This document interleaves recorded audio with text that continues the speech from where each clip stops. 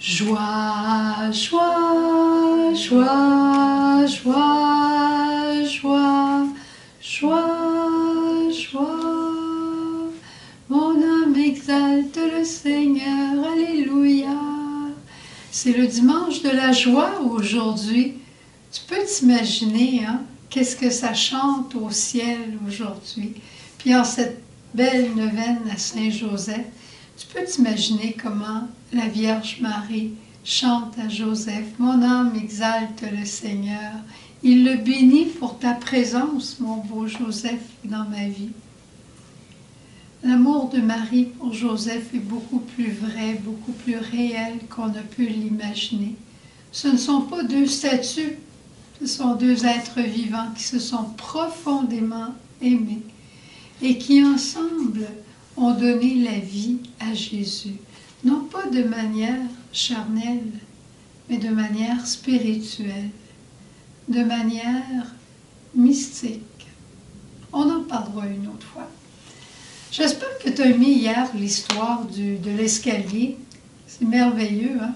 Puis chez nous, on continue aussi avec des petites choses, pas des choses grandes comme celle-là, mais on voit les passages de Joseph dans nos journées et on se réjouit. Aujourd'hui, on en est à notre 5e journée de la neuvaine. Et tu sais, le document dont je me sers, c'est le document que je t'ai envoyé en PDF. Je t'ai envoyé ça la veille qu'on commence. Alors, va dans tes courriels, va dans tes supprimés peut-être, mais tu vas le retrouver si tu as besoin, libre à toi. Aujourd'hui, c'est Père dans l'accueil. Voilà le titre qu'on donne à Jésus et ce qu'on veut exploiter. C'est pas nécessairement si facile que ça, mais en même temps, si on peut comprendre ce que Joseph veut nous dire, ça va être merveilleux. L'accueil des événements. L'événement personne, l'événement situation.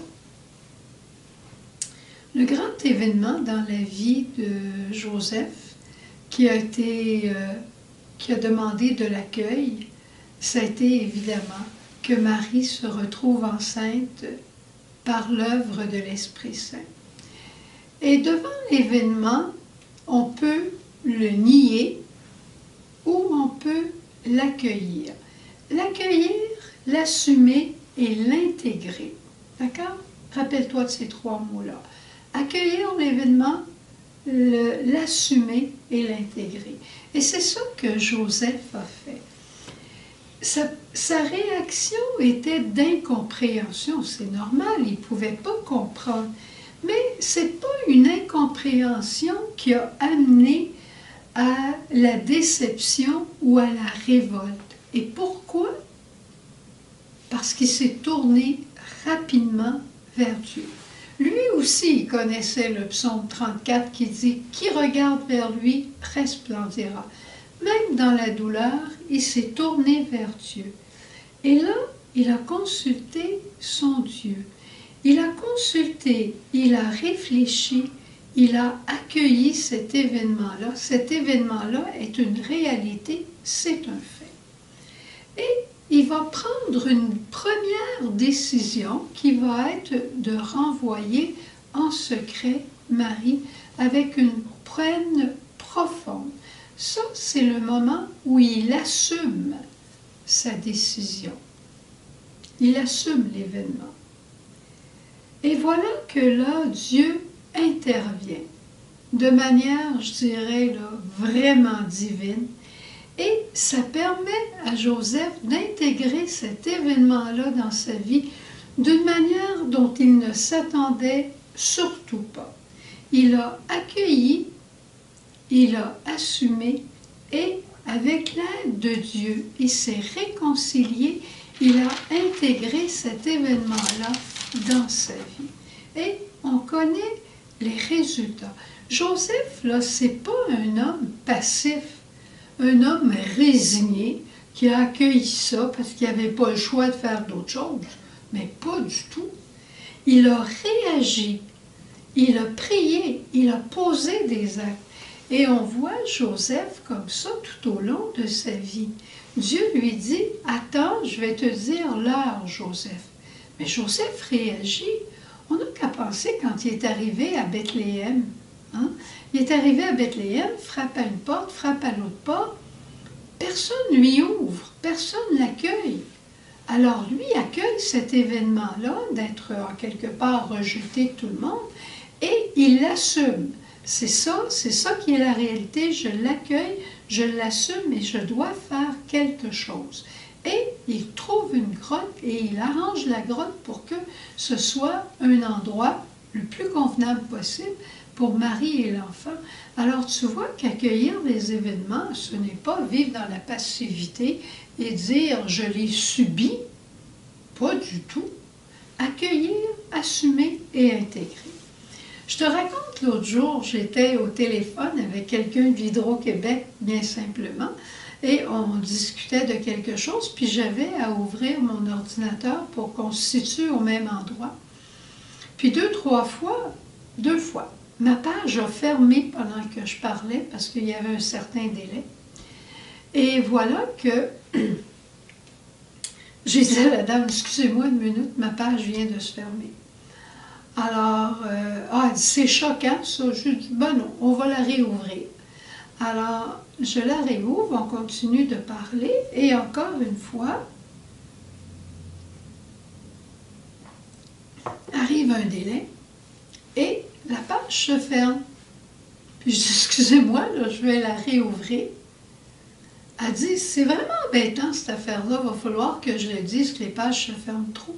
Elle dit, ça vous dérange pas? Ben, j'ai dit, ça me dérange pas, c'est pas ce que je préfère, mais je pensais en moi-même accueillir, assumer, intégrer. Alors j'ai dit, ben non, il y a pire que ça dans la vie, hein, vous savez. Alors elle dit, mais vous vous fâchez jamais, vous? Ah, j'ai dit, malheureusement, oui, je me fâche des fois. Mais j'essaye pareil, j'essaye de tout mon être de ne pas trop me fâcher. Puis j'ai dit, vous savez, il y a du bon de ça, hein, parce que dans le fait d'accueillir, assumer, intégrer, c'est qu'on voit Dieu qui tire du bon de ce qui nous apparaissait épouvantable. Puis j'ai dit, vous voyez ce qu'il y a de bon à l'intérieur de ça? On est en train de se parler comme des êtres humains, puis on ne fait pas juste régler des affaires.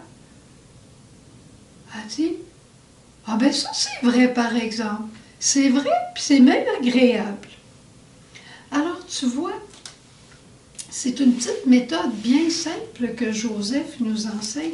Puis le peuple nous dit quelque chose de tellement merveilleux à l'intérieur de ça. Il dit, il faut laisser de côté la colère et la déception.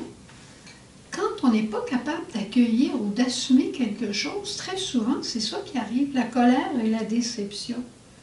Puis, il dit, si on sait accueillir, alors on entre dans quelque chose de nouveau. Et surtout, quand on accueille avec Dieu, on entre encore dans quelque chose de plus merveilleux. Et c'est ça le réalisme chrétien.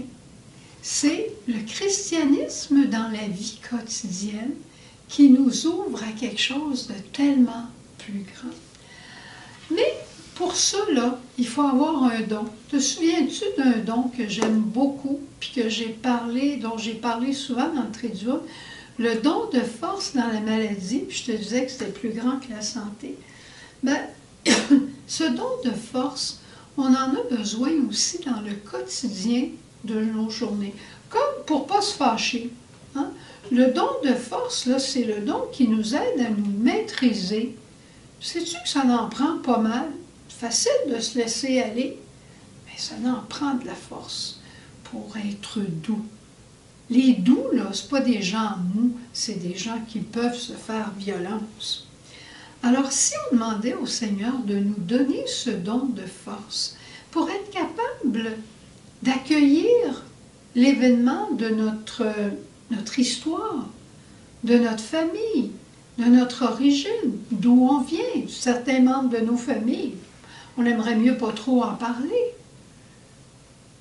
Accueillir, l'assumer que c'est comme ça, pour permettre à Dieu de tirer du bien de tout ça et nous aider, nous autres aussi, à être heureux. Tu sais, Dieu a envoyé son Fils dans le monde, et on va le voir dans l'Évangile aujourd'hui, il a envoyé son Fils dans le monde pour nous sauver. Pas juste pour nous sauver à la fin de notre vie, mais nous sauver dans le quotidien des événements que parfois on a de la misère à accueillir, qui nous déroutent complètement, comme l'événement de Joseph, mais avec la grâce, avec l'aide de la prière, avec l'aide de Saint Joseph de ce temps-ci, on arrive à pouvoir être sauvé, accueillir l'événement, l'assumer et l'intégrer dans notre vie et permettre à Dieu d'en faire des merveilles. Alors, merci Saint Joseph, merci notre beau Saint Joseph d'avoir vécu ça pour nous l'enseigner. Quelques-uns m'ont demandé d'où vient ce beau Joseph. Je te dis simplement, c'est notre petite sœur Brigitte, qui est presque russe maintenant. Brigitte, elle est en Russie depuis presque une vingtaine d'années. Elle a appris l'art de l'iconographie et c'est elle qui a fait cette icône de Joseph pour notre petit frère Alexandre dans la communauté.